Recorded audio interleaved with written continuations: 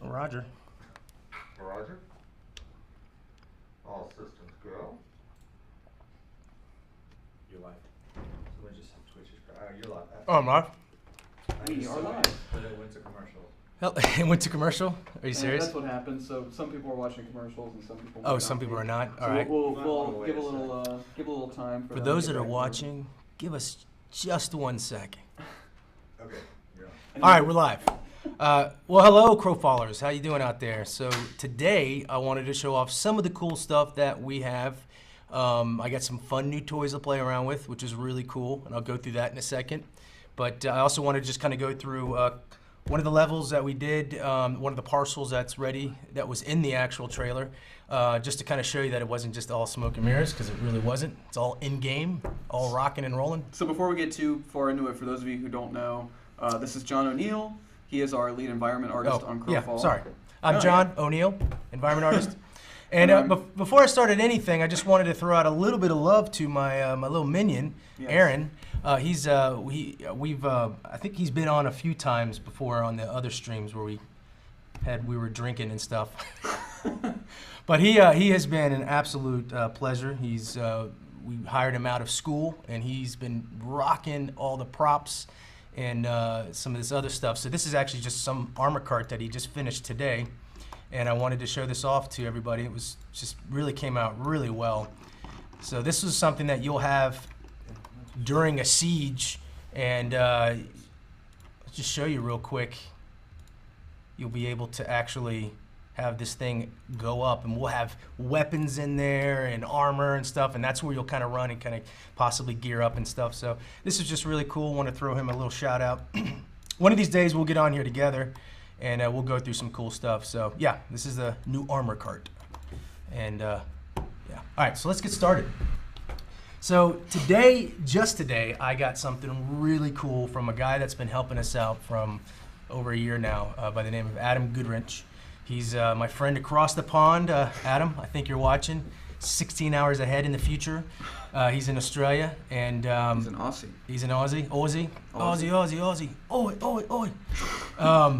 I miss going there, by the way. I went there years ago, and it was amazing. So he gave me a program called Gaia 2. For the first time today, we're going to unveil it. And I used Gaia 1 to create a lot of these terrains. That's how we created the terrains for all the parcels that you see in the game now. And as good as that was, the new one is so much better. Now, I wasn't able to get all our stuff converted over there, so I'm using his textures and some of his just demo stuff, but I wanted to show you guys, give you guys a sneak peek of Gaia 2 before it actually hits the asset store on Unity, and really just wanted to kind of give him some love on that.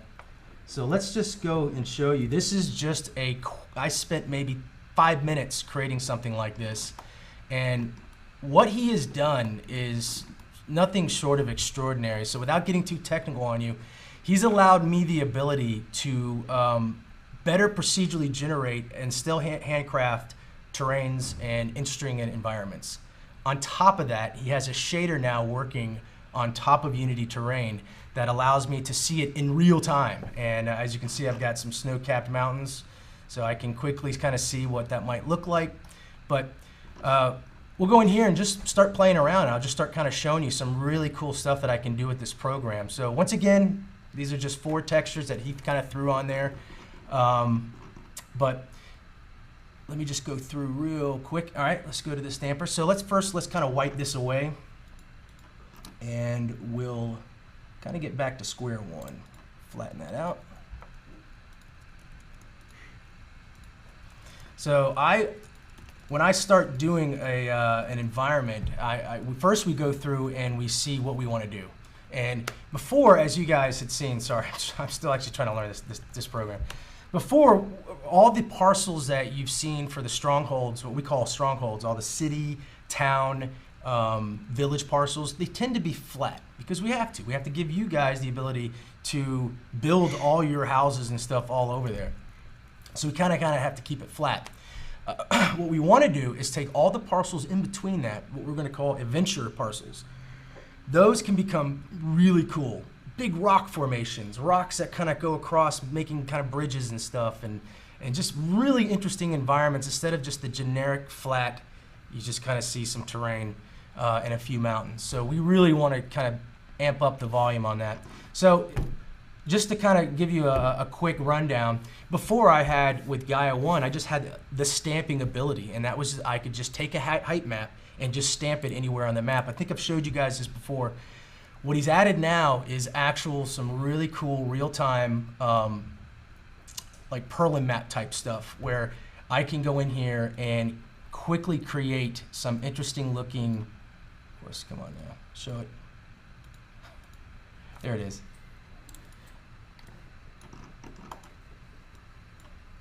Oh boy. Come on, buddy, work with me. Oh geez. He did say that there's a chance that this could break. But it's so cool. Well, everything breaks in a tech demo. Of course, that's how it exactly. works. I think I've got this one open too. This is something else I created, and it really. That is sick. Yeah, this is showing off terracing and stuff. So let me see if this one's going to be a little bit nicer to me.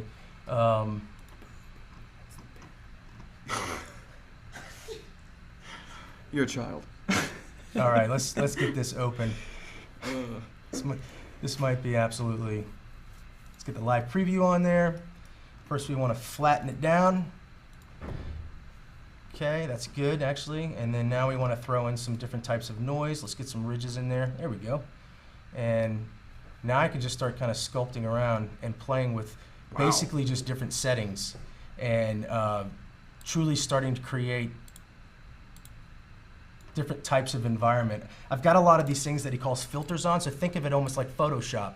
I can take a terrain, stamp it, and then start adding filters like such things as terracing, or you can get, he actually has like thermal hydraulic, thermal iterations and hydraulics. Hydraulics. All right, let's turn some of this stuff off so we can get an idea of what we're getting here. I want to just create some simple kind of ranged mountains. I think this one was one I liked. Persistence, and then I get some octaves in there. We're getting a lot of noise in there. Let's change that maybe to that. Whoa. Oh, I know one thing I've got. The reason why is I've got a curve going on. So I have it actually going, proceeding down to the edge. So we don't want that. We actually want this to come straight up evenly. There we go. Amplitude will usually give you less. This looks like this might be busted up too. Oh, Adam. Please forgive me, Adam. He slaved to get me the latest build, and I've completely mucked it all up. He's sweating bullets watching the stream. No! He's sweating bullets. I'm sweating bullets. Dude, you're fine. So, while you're figuring this out, as you're building this, is this in like a cell? Yeah, this is actually in a cell. Let me go back to the other one we had going. I know I got this working. I know I can do this. Yeah, this is actually the size that we start sculpting on, and I basically, each one of these little squares you can almost think of right here is the size of one of our little cells. So this represents like a 4x4. What is everyone saying? Like, oh my God, O'Neill. No, you would think, but they're just roasting me in chat. All right. They say I'm the worst, the worst human being ever. Todd has started a bad, started a bad trend there. There we go. Get some weirdness going on. The thing is, I just really, honestly, haven't had time to really play with it. Here we go. This is what I kind of wanted to show off right here. I wanted to show off how I could quickly get like a little mountain range going. So let's go ahead and just stamp that before it breaks. Before I break it. By the way, this is probably user error, and so we just kind of got some interesting looking terrain going. Nothing insanely cool yet. And then from here, I can start going on with the filtration. This is where it gets really cool. Let me turn off the thermal stuff, and let's start terracing some of this stuff out. So I'm going to add, let's add 3 different terraces to this. And then from here we can start adding in some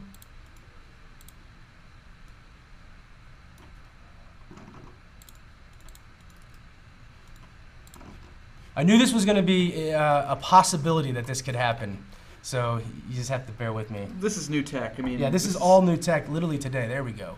was trying to get this. You're getting the first look. Like nobody ever does even this. John live. has barely looked at it. So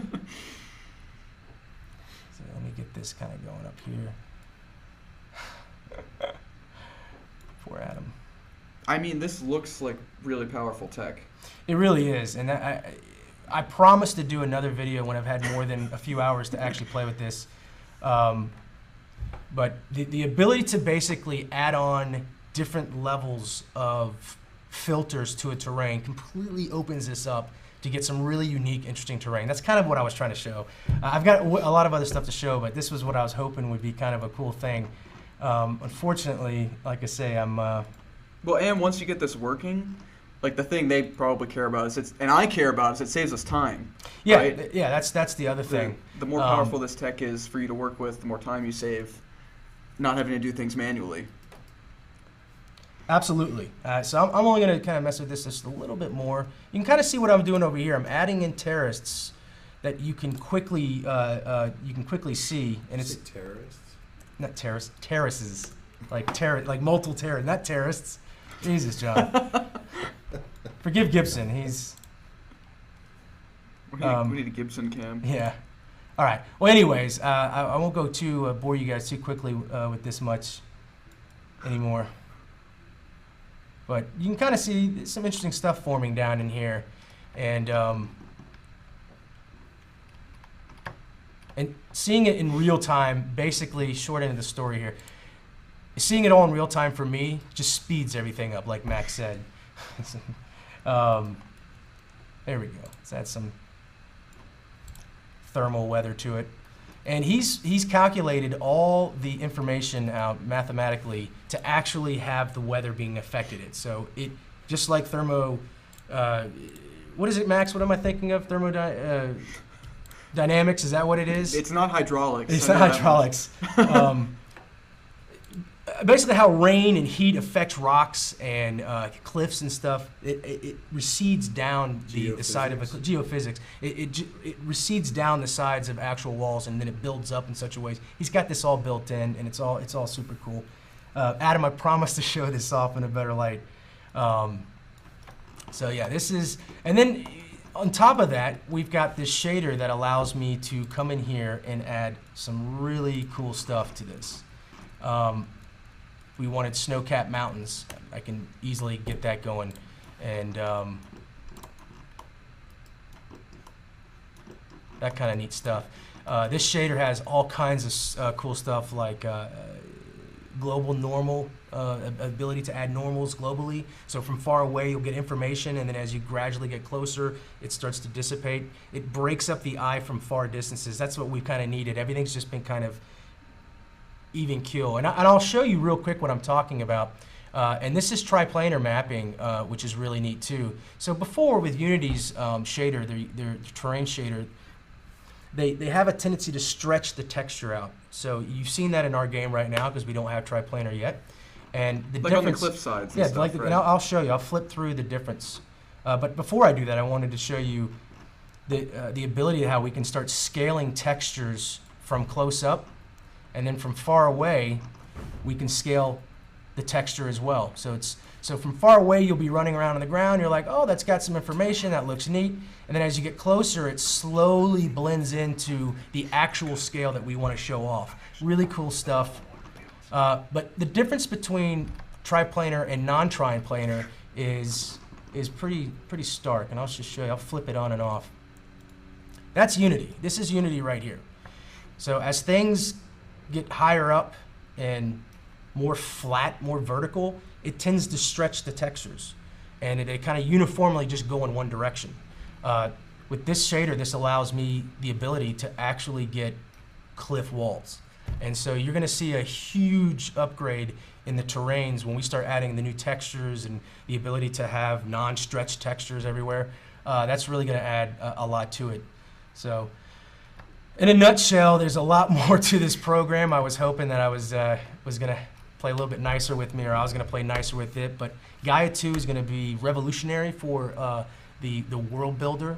The ability to have GPU instancing or GPU real-time texturing it's all put on the GPU, and it just updates in real time, that's huge for us because I can come in here and I can see what I'm doing in real time, and I'm not having to make a setting, type something in, press apply, and then a bar goes through, and then it does it. I'm able to just see it in real time. And just to kind of give you what that means is I'll just change the sea level, and you'll see how the sand is being affected by that. So I've now effectively changed the sea level by 100 or so feet, and the texture just updated in real time. That's really, really, really cool. And I'll bring it back down.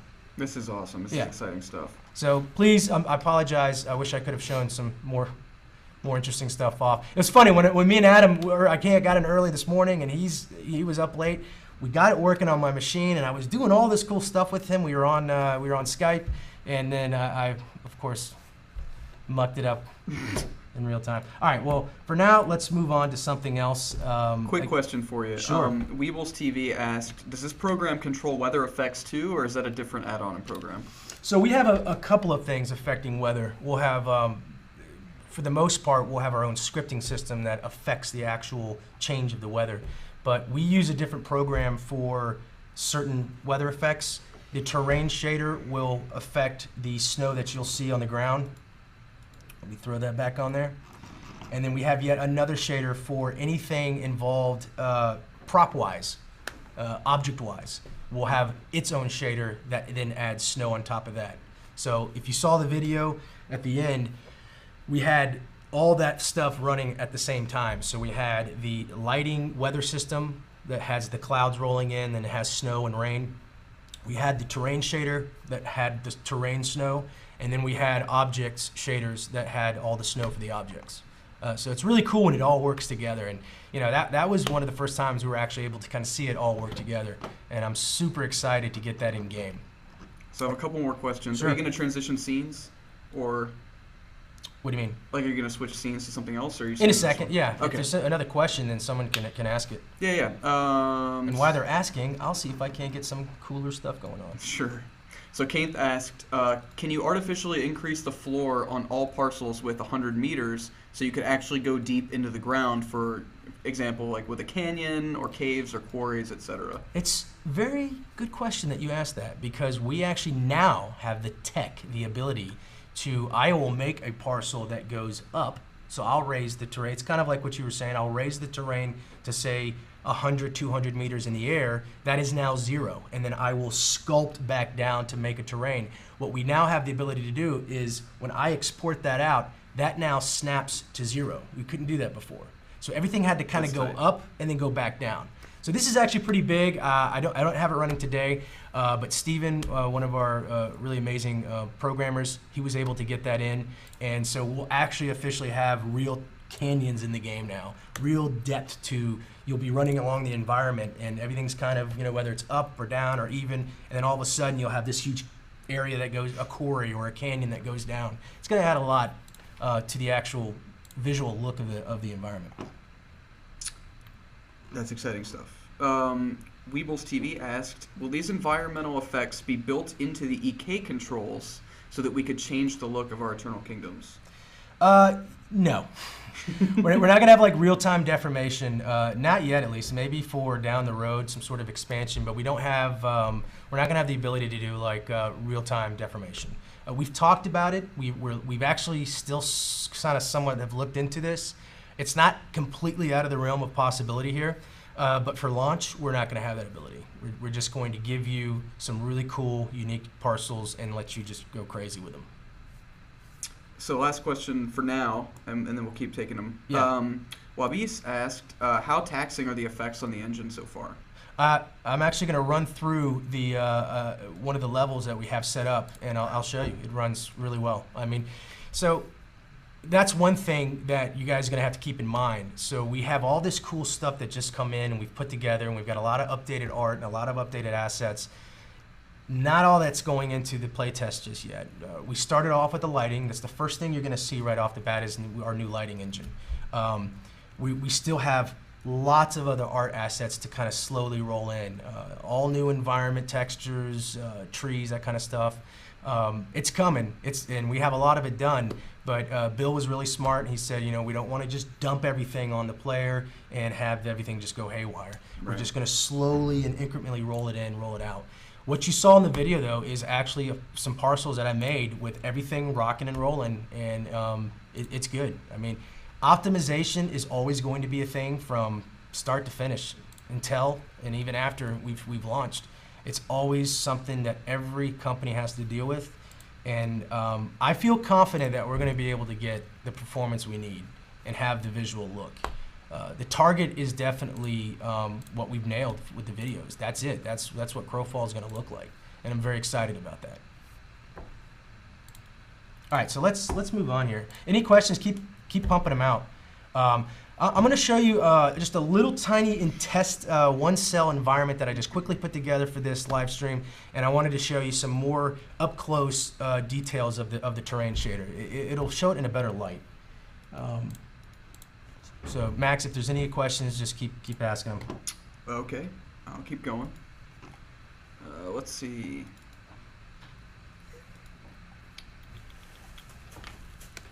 Supplies? Nice. Kainth asked, are you going to change the current parcels to fit the new tech? I will be converting some of those parcels as the stuff comes online and as we slowly roll that out. Quite frankly, we want to update a lot of those parcels to look much better anyways. That involves textures and, you know, like I say, all new environments type stuff. Yeah, so all that stuff will be converted. It's not going to be an overnight process. It's just going to be a slow, when we feel that we can support each little section, then we'll do it. So, but it's coming. It is coming. Probably sooner rather than later. And before I get going, I kind of want to just show you some of the new. I've kind of perfected my speed tree ability here. So I know trees. Everyone always gives me so much shit about the trees, in terms of I always show them off. So this was the old one. This is the one that's on there now, and this is actually kind of a big deal in terms of how the environment's going to look. Because right now, I'll be the first to admit it. When you kind of look out on the landscape, it's just kind of this boring, just blah blah blah blah. But you got to keep in mind we're pre-alpha. I needed to quickly get the tech, or to get the environments for the tech guys to see if all this stitching and dropping of terrains was going to work. So we just threw in a couple of trees, a couple of rocks, and that was it. And then we had to harvest everything. So we've just now got to the point, I would say tech-wise, for us, the environment team, to truly start really getting into this now. We've got a lot of stuff made, but now we got to apply that to the actual to the environments. So this was the old one, and it was just quickly done, and you can kind of see just, you know, rough strokes and whatnot and blah blah blah. This is kind of the updated one, and this has got a lot more detail in the art. We've actually got normals working on the actual bark, so it just looks like a much better aesthetic tree. And not only that, our knotwoods we're going to have a lot bigger variety. We're going to have different colors, different types. This is really going to change that landscape quite a bit. I'm just going to thumb through these real quick. These little tiny brush type trees, this adds so much to the ground part of the game. Because before, again, you just had verticality with all the trees, just all this verticality. We didn't really have much lower brush. And so now we're having the time to come in and start adding all that cool detail. Here's a couple more. Just kind of thumb through this real quick. Okay, Aaron said, that's a damn fine tree, John. Thank you, Aaron. I love my little guy. But yeah, so and we'll go in and we'll actually run through the one of the levels that we did, one of the parcels that was finished out for the video, and I'll run through it and I'll show you some of all this stuff together and actual running around, because it looks pretty cool. So all right, so this is just a quick test, little one by parcel. I blocked it off so you guys wouldn't get distracted by the lack of anything else, because when I make these parcels, I have to actually make a giant terrain first, and then I only focus on the shape of the actual parcel. I've gone through this before, but I'll just quickly kind of show you what I'm talking about. So if we wanted a L shape like this, I would delete these and just sculpt the terrain like this in such a way. And then we export that out, because each one of these little squares gets cut up, and then it gets stitched back together real time in the engine, which is really, really cool. So I just wanted to quickly show you guys that so you won't get focused on anything else. But this is with the new terrain shader. It's with the old textures, so just kind of bear with those. But already it shows you kind of how even just the side of a mountain with just a kind of a basic texture I have on here, what it looks like with the new terrain shader. Because if I show you without, you'll start to see the stretching that I was talking about again. So that's Unity right there, and it just stretches it all the way down, and everything's really washed out. I know it's something that Unity's planning to upgrade in future releases. Unity 2017, I think that's on their roadmap. Yep. But for now, this has been a challenging aspect of the environment is trying to get around the terrain shader. And people like Adam and a friend of his who's working on the terrain shader, Boris, or Bart. I'm sorry, Bart, not Boris. They're coming up with amazing things for workarounds, and it's really cool to actually see this in action. And then there again, this is what we. So if this was a adventure parcel in between some of the town parcels, now what I haven't added in here is all the different rocks formations that would be jammed in there to form kind of some really cool, unique parcels. That looks really neat, dude. That's going to be added in. So you can imagine as you're walking by up here, there's these rocks that maybe jet out and form over here, and they just naturally blend into the side of all this stuff. But again, before I just had it just generally just kind of filled out. We don't want to do that. We now want to pocket things to make stuff more interesting. Fallen trees here with a little pocket of other trees. Because trees, when they grow, they kind of have a little formation of pockets that they grow, and then it kind of seeds out, and then maybe some more pockets. So we want to kind of get more into that. Can they even see my face? Because I'm using my hands quite a bit. They can see your face. Yeah, your hands are like right. I apologize. 3D. So yeah, this is some of the new trees and vegetation and stuff that's just going to add so much ground visibility that will help it out. And I'll just quickly jump down here and run around. Any more questions? There are, yeah. Anthrage asked a pretty cool question. Given different biomes have different tree types and tree and wood types are represented in the skill tree, how will trees be handled in drastically different biomes? And does this mean a desert biome is off the table, for example? Thank you. No, actually, a desert biome is probably next on the table. So that is a good question. Can they hear you say it, or do I have to double? They can hear me say Okay. it, right? You can hear me say it. Yeah. Okay. They should. Well, what Max was asking If was, Gibson did his job. or who was the guy that asked the question? Max? Anthrage. Anthrage. That's a good question because we're still trying to finish up the our kind of Northland biome. This is the first biome, and it's we want to kind of get past that, and we're definitely going for more of a kind of a Scotland Highland look with the green rolling hills and the rocky formations. But we quickly want to then roll over to something like a desert biome. We've already got the lure for it. Todd's got some great ideas for it, and we've already kind of pre-pro'd, so to say, some ideas of how we would handle that. Todd's got some interesting ideas of possibly, maybe there's just not as much resources in, say, like wood, for example, because in desert area it's very arid and you wouldn't have as many trees. So I'd imagine we probably have some pockets of oases and stuff, but we'd also have just the general desert biome tree. Maybe it's not as much there, but you have something else that would be out there, whether it be ore or rock or metal. So that's a good question. So yeah, we definitely 100% plan on having all kinds of different biomes, but we're definitely wrapping up the northern kind of human-esque biome. And so yeah, this is kind of, again, it looks so much better on the sides of cliffs and stuff. And I also wanted to show you, and I left this kind of sheer on purpose to kind of show you how tight this can get in. Whereas before, it would just stretch all the way down. And now we can actually have some cool cliff sides. And let me go back in here and show you some of the cool geo stuff that Adam and Bart added in. So here is a... Uh-oh. So I have this, you can't see right now, I'm going to bump it up. Yeah. But in real rock formations, there's these geo-banding in a lot of different places. So here I can actually add that in.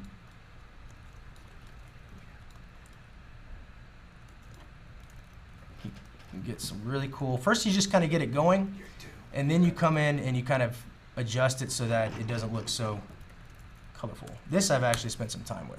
So now there's a little bit of that, and then from a distance, it just adds a little bit of information to there. And I know one thing that he's going to be working on is how to break it up so it's not so straight. You know, it'll have some waviness to it and whatnot. But it's amazing how just a little bit of information like that can change the look of the environment.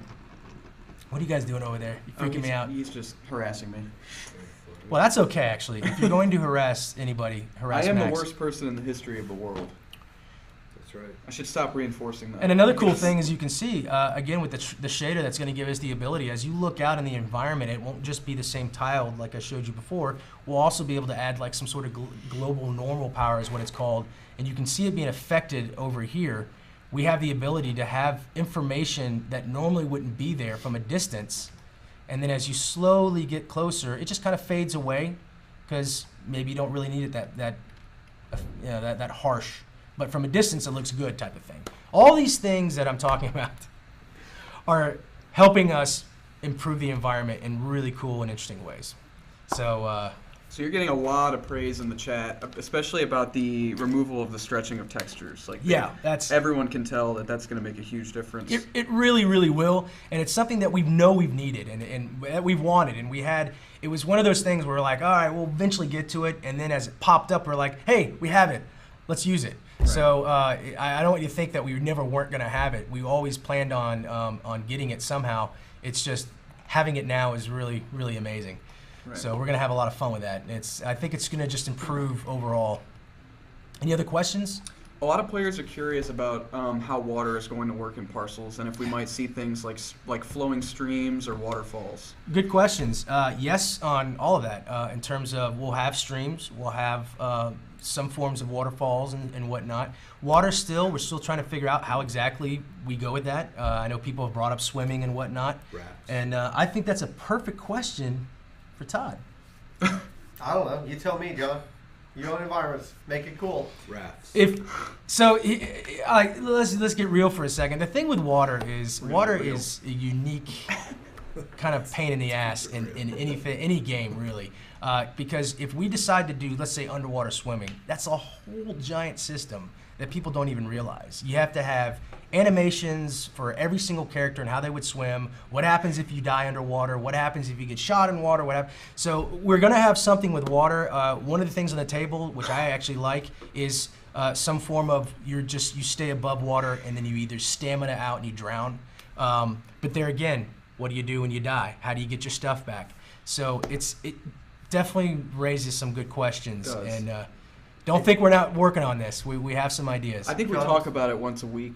Somebody's asking if you can show a sneak peek of the Mountain Citadel Palace. You could show the throne room. It's a gray box done, but it's pretty damn cool. Someone asked about that earlier too. They want to see it. Do you have it on this machine? I have it on this machine. So the castle that was in the I'm not in that branch right now, and it would take too long to switch over for that textured version. But I have the gray box version on here. If you guys do they want to see that? I thought it was kind of cool. I mean, it's showing a whole different type of flow, right? So we're going to have to adjust the thing once we get in and play with it anyway, right? Well, there is a somewhat textured version. I don't have access to it right now, but I do have access to the Mountain Citadel, where I have the stand-in. I think that's still on this machine. All right, Todd side saddled me on this one. Right.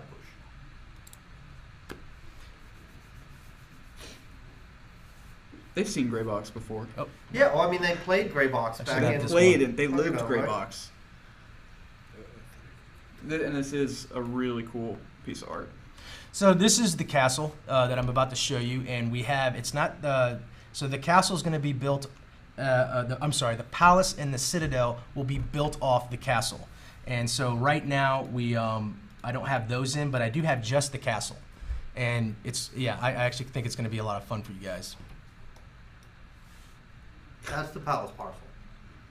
Caldera. Yeah. Oh boy. See, Todd, this is what happens when you throw Take curveballs. Off script. Something is. Can you drop a throne room in there or not? No. Let me try to load up this one. See if it will load up. Oh, there we go. Oh, I know why it's doing this. Let me fix this real quick. Let me just drop this out. There we go. Sorry, we ran into this last time. So some of you all seen this. This is the, and this doesn't have the shader on there, so you'll see all the stretchy funness. But this is the Citadel parcel that you'll have a lot of fun playing with, those who acquire it. And I think we had some test houses in here, so you can kind of see that. No trees, no rocks yet. No trees, no rocks. And Yeah. you haven't done the thing on the side walls, right, where it's stretched So you right can now. see That'll be fixed. what that would, this would be a player town. This is what you could potentially make. And or you can make it however you want, quite frankly. But this is just me going in here and throwing some walls and some houses and stuff. All that's kind of our stand-in stuff. Rakal said, "Welcome to Rohan," which is hilarious Yeah. because as he and Aaron run through their environments, Aaron likes to play the Rohan. What is it? The Ride of the Rohirrim? Dun, dun, dun, dun, dun, dun. Aaron does that to me just about every other day. Constantly. Right. So actually, let's run down here and we'll run through this castle. This is a first unveiling. I wasn't expecting to do this, but Todd Whatevs, right? Todd just kind of pay my bills, so I'll do what he says. That's how it works. Probably a wise move. First, let's get the camera in there. Any questions why I'm So doing there's no sense of scale on this yet, or if you can run in there, or just zoom in and show them like how big a player is, because this thing is giant. All right, patience, my friend.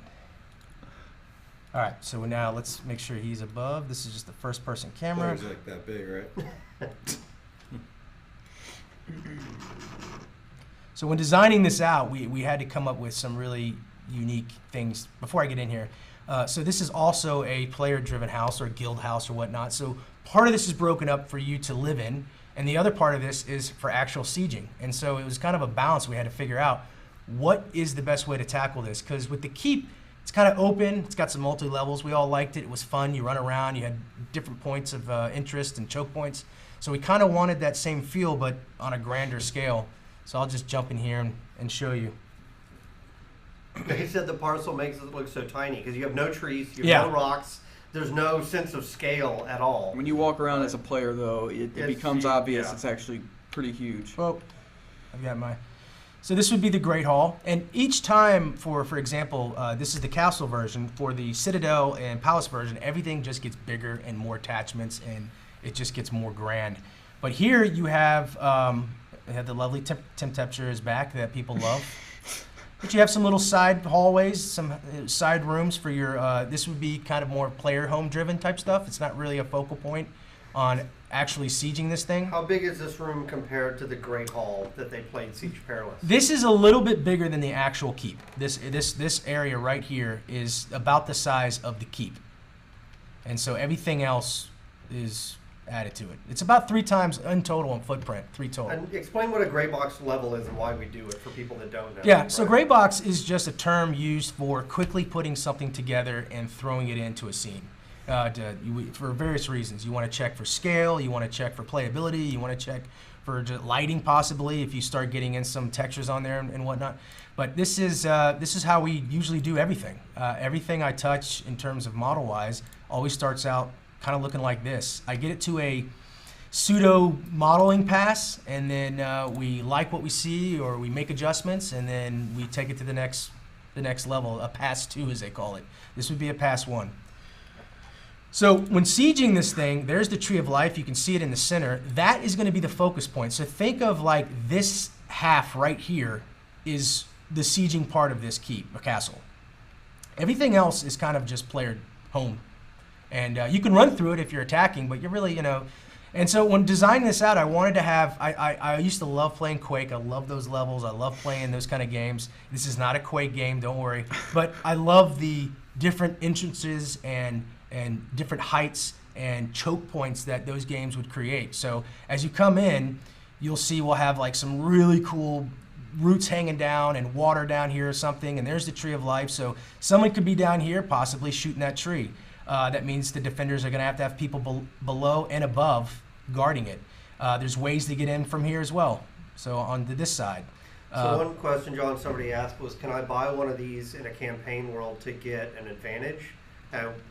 For people who don't know, about our methodology, we should explain that the purchases can only be made for your personal Yeah. kingdoms. In the campaign world, the only way to get one of these things is going to be to siege it. Very good point. Todd made a really good point. So someone asked a question basically of, can you buy one of these castles and then pop it into a campaign? No, you cannot. This is for your own personal EK.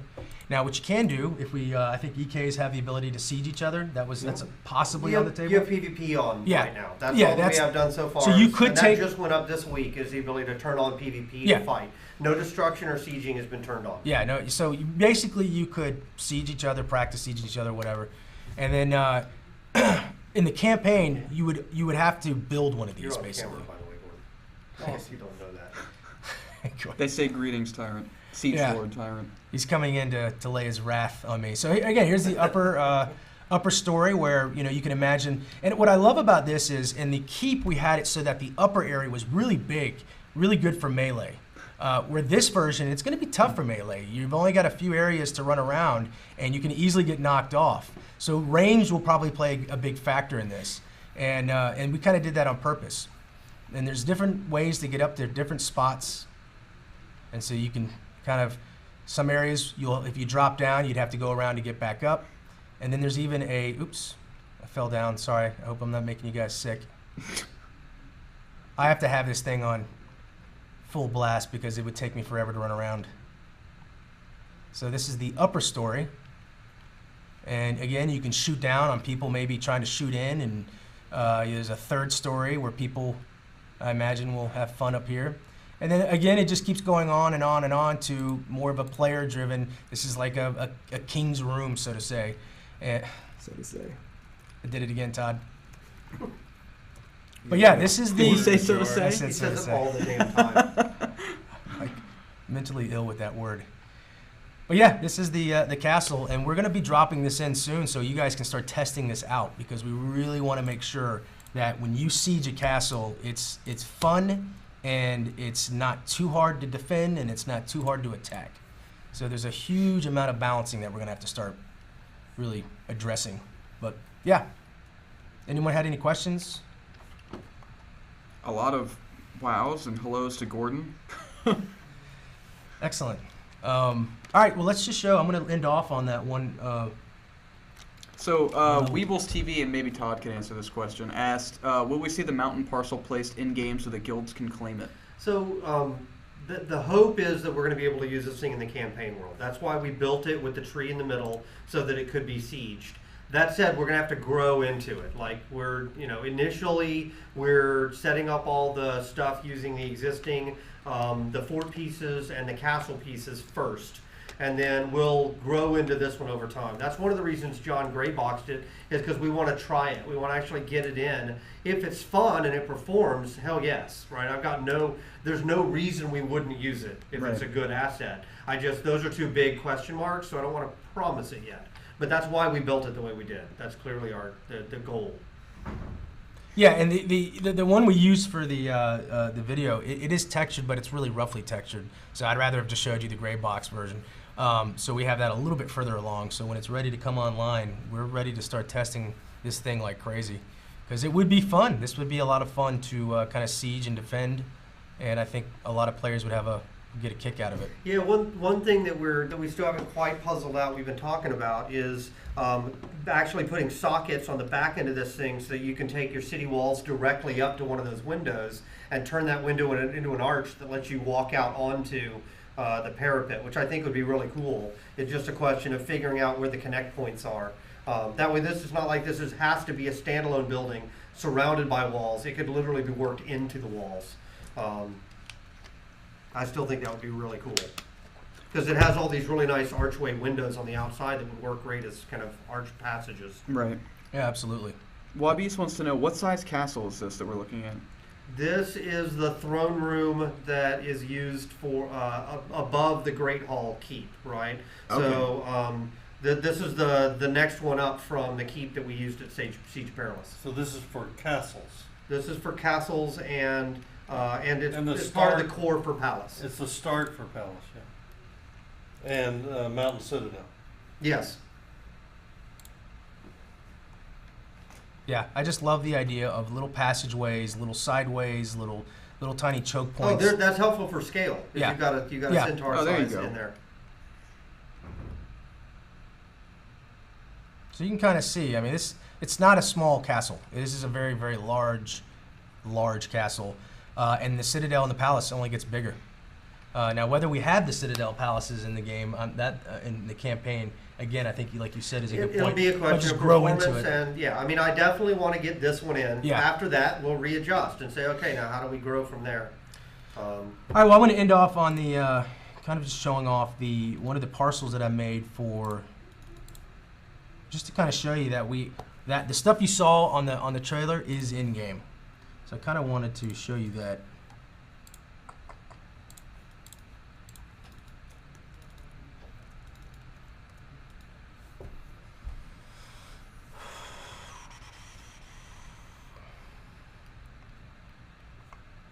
As this loads, any questions, Max? Why this loads up? You bringing on the sexy forest? Sexy force. Keith asked, you talked about these buildings being modular. How does this work with bigger parts of the building? Well, you just get more rooms. Let me clarify, not modular in the sense that you'll be able to just take that part and then click it off, put another part on. We will have attachments for like banners and all kinds of cool stuff like And annexes, yeah, right? and annexes. So But- we've never defined that, but basically, so an annex is an external part of a building that you can snap onto the outside of a building, which creates either another room or a patio with a crafting table. And they haven't seen those yet because we haven't turned crafting tables on, but that'll be coming hopefully relatively soon. Let me just jump in here. And the question, if you can attach the walls to the castle, does that mean you could connect the two of them together? So technically, yes, the Yeah. system would allow it. The question will be whether or not you have enough tokens or weight capacity on that parcel to handle that many buildings of that much size. They can already see that actually in the test right now. Whenever you're using deeds to drop wall pieces or buildings, they have size limitations, and it tells you here's how many you can have of each size. So I can have 5 extra larges and 3 larges and 2 mediums and 20 small buildings in this parcel. So it's on a parcel by parcel basis.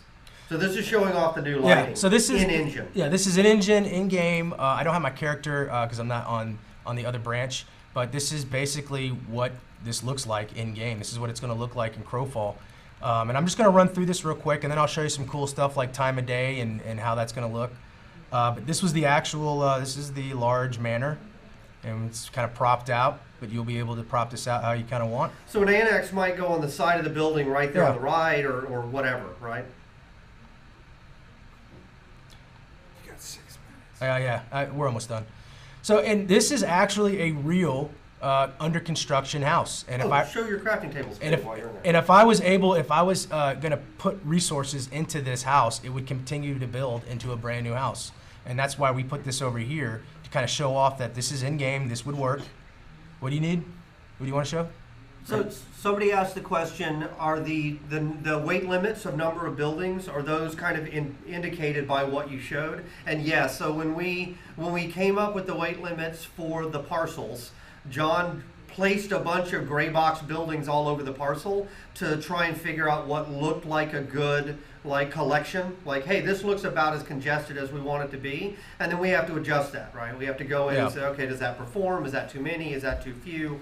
So the parcel, we call them tokens. It's basically how many larges, how many mediums can we have. That's still a little bit up in the air. We're still playing with those numbers. In the test right now, you'll notice all of the parcels have been set to have 99 of every one, and all assets are also the same type. So a castle wall or a castle tower basically uses the same type of token as a house or a building, and that won't always be the case. It was just an easy way for us to get up and running in the system right now. So here's an example of I'm in this level, I'm in this parcel, and I've got about 50 characters in here. And I just wanted to kind of show you guys that I'm easily getting 60 frames running around. Somebody said show all the tables, they look great, but you kind of moved on. Oh, what tables? crafting Crafting tables. tables, that's Yeah. the problem. Well, I just wanted to show them real quick that like this is an actual parcel. It's not in the test So realm yet. your frame rate on here doesn't look great because you're moving so quickly Oh, and it's trying alright. to stream it. It's But that's a blurry. stream problem. It's not a problem on your machine, but it looks Right. incredibly laggy. It's probably because I'm running so fast. I Because you are forget. running- You look laggy too. Yeah, Yeah. you also look laggy. It's not just it's not a game problem. It's a Twitch problem. So yeah, this is one of the crafting tables that Sir Aaron did, and this is I think this is the blacksmithing. It's going to be really cool. Once we don't have the particles in there yet, but we will. This is alchemy. That's that black. Oh, I don't know where you are. We're looking at you back in time. So This is I forgot what this one. Stonemason. Is that what the one? You have to I don't know where you're look at, over, so look I don't over know. his shoulder. Yeah, you have to go look over my shoulder. All right. And this is a rune crafting, and then my favorite, which is up here, necromancy. This one's awesome. Yeah, this one looks cool. With the blood coming down. Minotaur head. Get a bull man up there, so that's the necromancy one. And you'll be able to put those throughout your house. There will be a limit, but and this is just like an example of a propped out house. So this is for example, a hero statue. You can put something else there, a dragon statue, whatever statue. Todd's famous statue, a John statue when I make one. So I'm gonna walk, not run, so it's not so laggy. But I just wanted to kind of come over to a point in the forest and show you a time of day. What's up? Are we good? Nope. It's playing a commercial for John. Oh, it's playing a commercial. I'm good on my end. Are you I, good? I had to unpause. Oh, he did a I had to reset or pause something. and play because it. So here, I'll look over your shoulder. Then, I think it was only lagging on his machine. The stream was John. That looks fine. great on yours. Yeah, let me unmaximize so we can. I'll have to like click off. It's kind of weird how I have to do this. Freaking Max. Me? What do I do? Max. So let's just do it right here, and then Yeah, I hate Max. Well, you are the worst person in the history Max of the too. world. You don't want to eat Max. it just kind of shows you how we'll be able to definitely do time of day. He likes Max. And we'll have these Hates cool Max. little Hates Max. pools of light, some stars. Yeah, cycle some time of day as well, Yeah. just because it's cool.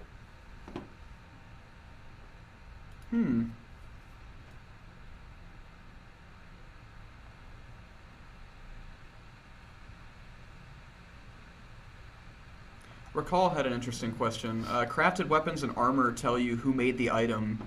Will props for houses have some sort of telling visual?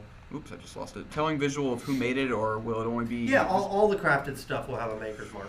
I think he means will it be something you could see on the outside of a crate, which is a little trickier. Yeah, I don't. I mean, the only thing we would do is we're gonna put in the support to put guild symbols on items, Should but I be don't know awesome. that we would put it on crates. Right. I mean, we definitely plan on putting it on banners, putting it on flags, putting it on shields, cloaks, Right. stuff like that.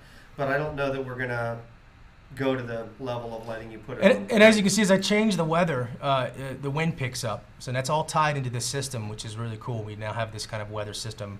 And as it goes away, it starts to calm down again. And then same with the snow. And I can even pump up that wind if we really wanted it even stronger. Do the thunder, do the lightning. Actually, that's not set up. I wish it Oh, was. it's not? Oh, that's too Yeah. bad. You can darken the sky though, right? Yeah. So that's like completely overcasted. And so you can imagine that the terrain's building up snow, or however we end up triggering that. And then when you get to a point, it's just everything's going to be covered in snow. So it's going to be really cool when we get to the actual hunger sections of the game. So it's 4 o'clock now. Yep. I'm gonna go summon the Doggett and Mr. Cook. Cool. Well, I hope this wasn't too terrible. I tried in the beginning. We just got kind of Adam, I swear, I apologize. We'll do another video where I've got it all rocking and rolling, and I've got the new Gaia 2 really working good. We'll do just a straight up environment video of that, and we'll make some parcels next time. We'll actually sit down and we'll make them, and we'll have some good time. He's asleep anyway. Yeah, no, he's awake. He said he got awake. Yeah. So, yeah, that's it. So, do you want to pause it? Or? Any last questions? No pausing, John O'Neill. Is there any last So, questions before I get out of here? Tell me, John O'Neill. See if there's got to be some more questions. That is your here. real name. There aren't any questions actually right now. Shocking. Oh, here's one. Is it already over? Is it already over? Who's that? How dark will nights get? That's an interesting one, right? We've messed around with that quite a bit. Like there was at one point we had it super dark and really ominous, and your light source around the Gaia looked really, really cool. But we're also like, yeah, we think it's really cool, but let's be honest, players are going to hate it. Like it's just not very playable. So that's going to be a balance point, I think. I mean, this was one idea, possibly this dark. That was what Todd was talking about. So, I mean, any light source is going to really pop you, but out in the dark, it gets kind of, you know, maybe a little too dark. So that, like Todd said, now that we've got these systems in place, we're going to start tweaking this. And that was one other thing I wanted to say was during these play tests in the next month or so, we're going to be tweaking this lighting. We're going to be playing with settings. So you might come in at one point and then something's there and something's not. And so you're kind of doing this with us live, so to say. Damn it, I did it again! So to say. I think you should It's end Dave. on, It's Dave's fault. I'm should telling you, end Dave. on so to Hanging say. around Dave, he's got this cloud that just confuses me. Dave's fault, you say so to say. I would like to thank John for coming out, so to say. Yeah. So to say we all. All right. All right. All right, Who's we're up next? We're gonna Got play some taters? We got the taters here. Disaster. All right, tater time. So we're gonna show the environment video one more time. I know we've shown it every intermission at this point, but just in case some of you haven't seen it yet, it'll showcase exactly what John was just showing off, and then we are going to kill the stream just for a moment while we switch over to Eric Doggett and Andrew Cook for some animation goodness. So we will be right back.